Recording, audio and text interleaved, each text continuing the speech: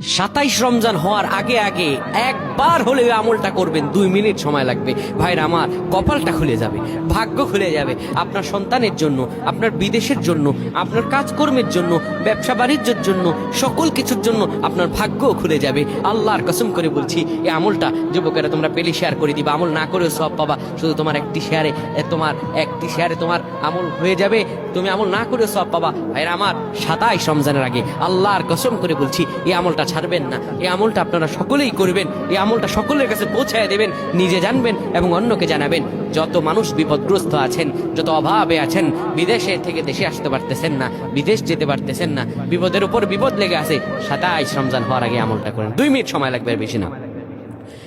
যখন ঈশার নামাজ আপনি পড়বেন, ঈশার নামাজের পরে ওযু করে নেবেন, সুন্দরভাবে পবিত্র পরিচ্ছন্ন হয়ে বিছানাটা ঝাড়ু দিবেন। বিছানার ভিতরে এরপরে আপনি শোয়ার আগে সুন্দর করে আপনি ঘুমানোর আগে পড়বেন, ইয়া মালিকু ইয়া মালিকু 100 বার পড়বেন। এরপর ইয়া খাবিরু 100 বার পড়বেন। তারপর একবার দুরূদ শরীফ পড়বেন।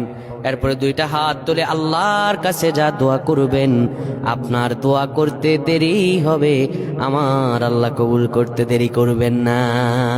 আল্লাহুম্মা আমিন।